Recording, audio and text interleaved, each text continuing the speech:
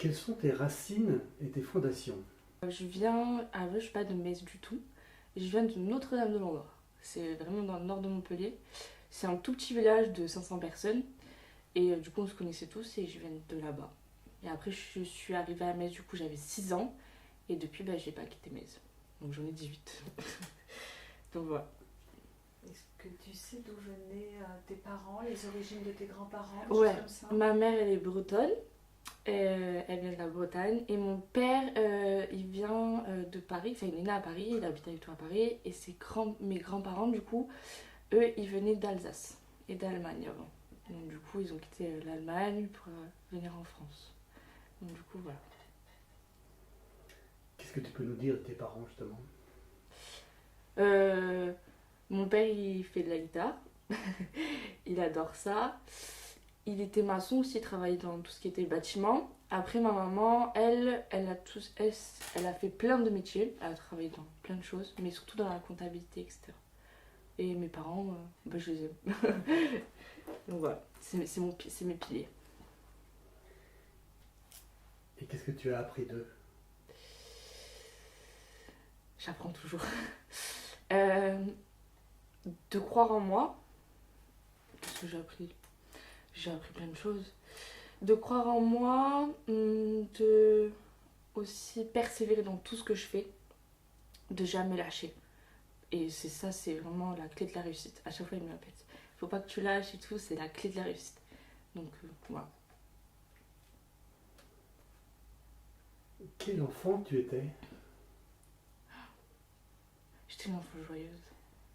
Avec tous mes frères. Enfin, mes deux frères et mes deux petites sœurs.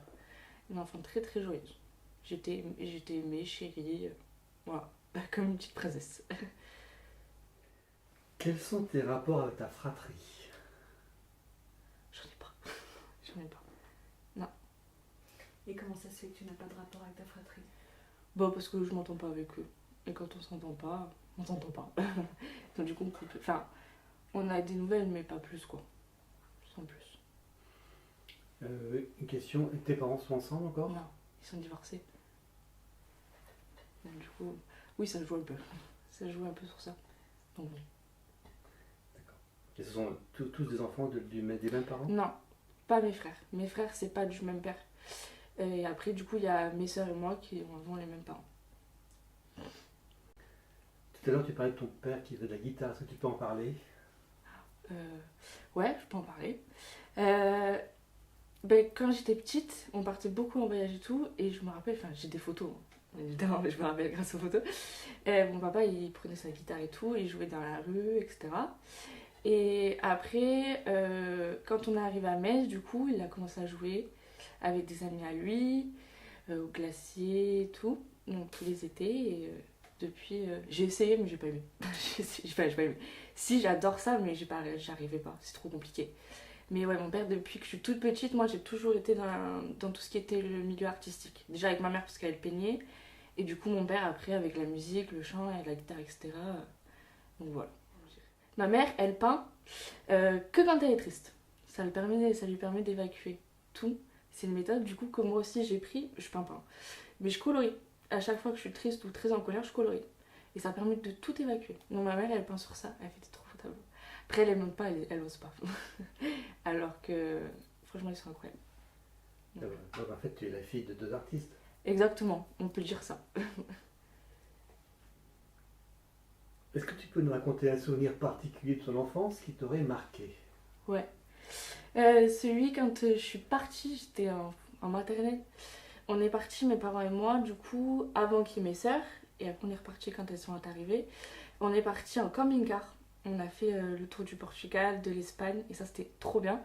Donc, j'ai fait mon école, l'école au CNED avec mes parents. Donc, j'ai beaucoup plus appris en étant en voyage et sur les routes qu'en étant à l'école.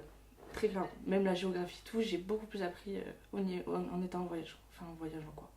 Et après, quand mes sœurs sont arrivées, pareil, on a continué.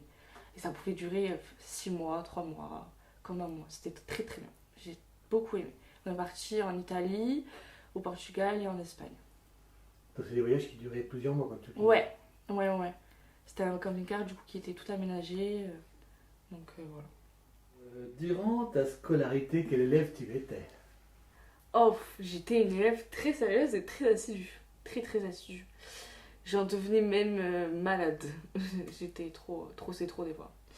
Donc j'étais une élève très très sérieuse. Pour moi, si j'avais pas les félicitations à un seul de mes à tous mes comment ça s'appelle Trimestre. trimestres, je pleurais. Ah, je pleurais. Alors que c'était rien, hein, mais je pleurais. Donc pour moi, c'était mon but dans la vie, c'était avoir les félicitations.